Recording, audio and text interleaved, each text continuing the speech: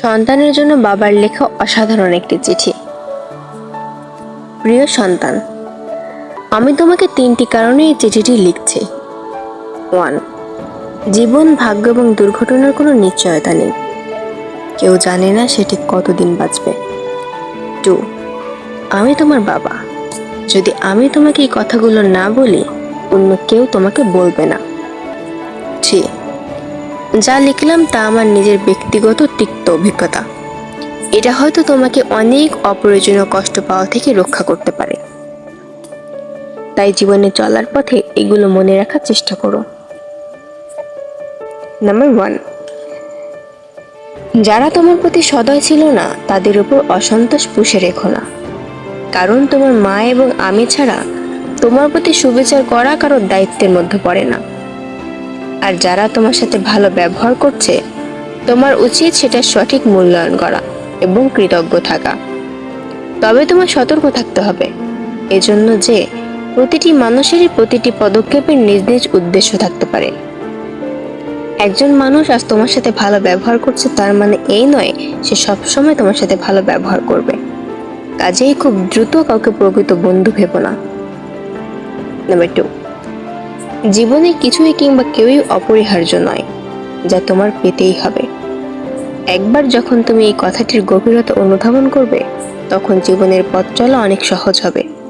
বিশেষ করে যখন বহুল প্রত্যাশিত কিছু হারাবে কিংবা তোমার তথাকথিত আত্মীয়স্বজনকে তোমার পাশে পাবে না।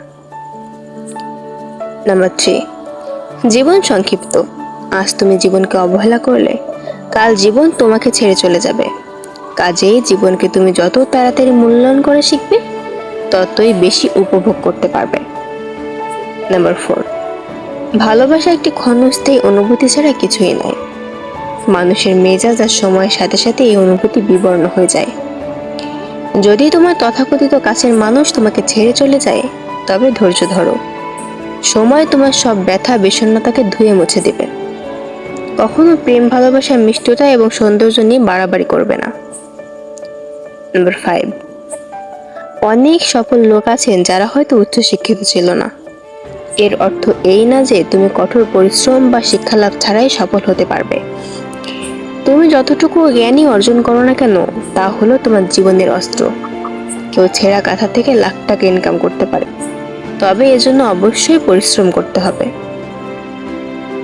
তুমি তোমার কথার মর্যাদা রাখবে, কিন্তু অন্যদের কাছে তা আশা করো না। মানুষের সাথে ভালো আচরণ করবে, তবে অন্যরাও তোমার সাথে ভালো আচরণ করবে এটা প্রত্যাশা করবে না। যদি তুমি এটি না বুঝতে পারো, তবে তুমি অপ্রয়োজনীয় যন্ত্রণা পাবে।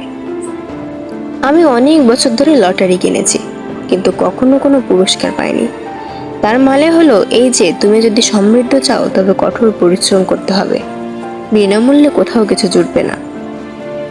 তোমার সাথে আমি কতটা সময় থাকবো সেটা কোনো ব্যাপার না, বরং চলো আমরা আমাদের একসাথে কাটানো মুহূর্তগুলো উপভোগ করি, মূল্যায়ন করি।